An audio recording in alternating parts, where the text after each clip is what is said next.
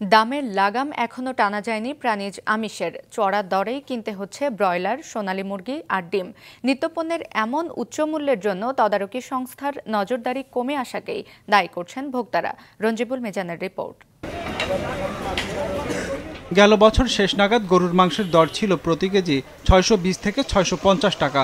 বছরের শুরুতে সেই দর উঠে যায় ৭৫০ থেকে ৭৮০-তে, যা নিয়ন্ত্রণে কেজি প্রতি ৬৬৪ টাকা দর বেঁধে দেওয়া হয়।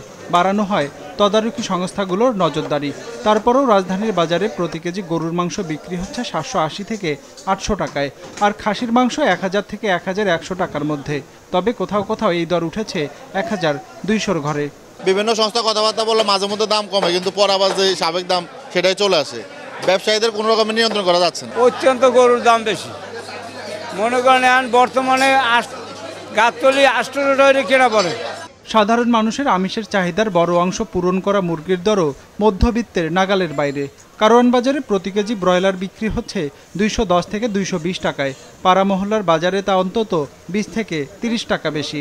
আমাদের আয় তো ওইভাবে বাড়েনি, কিন্তু জিনিসপত্রের দাম অলমোস্ট প্রায় ডাবল হয়ে গেছে। ওয়ালটন ফ্রিজ কিনে অনেকের মতো আপনিও হয়ে যেতে পারেন মিলেনিয়াল। সেরা পণ্যের সেরা অফার। দায়িত্বটা সরকারের, জনগণের কিন্তু না। সরকার আগেই ক্ষমতা যাওয়ার আগে কথা দিয়েছে, আমি আপনাদের উপকার করব। তো উপকার কই, মানুষ তো বুঝতে পারছে না যে আমাদের উপকার হচ্ছে। তদারকি তো তেমন দেখি না। তদারকি থাকলে পরে এত ইচ্ছা মতো দাম চাইতে পারতো না, বিক্রি করতে পারতো না। লেয়ার আর কক মুরগিও বিক্রি হচ্ছে ৩৬০ থেকে ৩৭০ টাকা কেজি দরে। অবশ্য সপ্তাহ দুয়েক আগে এ মুরগির কেজি ছুঁয়েছিল ৪০০-র ঘর। আর দেশি মুরগি নিতে হলে গুনতে হবে ৬৮০ থেকে ৭০০ টাকা। এই দর বাড়ার জন্য ব্যবসায়ীরা সম্প্রতি তীব্র তাপদাহে মুরগি মরে যাওয়া ও উৎপাদন কমাকে দায়ী করেছেন।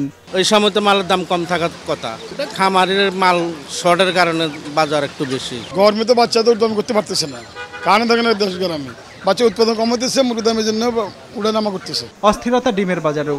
১৫ দিন আগেও ১১৫ থেকে ১২০ টাকা ডজনের ডিম উঠেছে ১৪০ থেকে ১৫০ টাকায়। রঞ্জিবুল মিজান, মাছরাঙা সংবাদ, ঢাকা।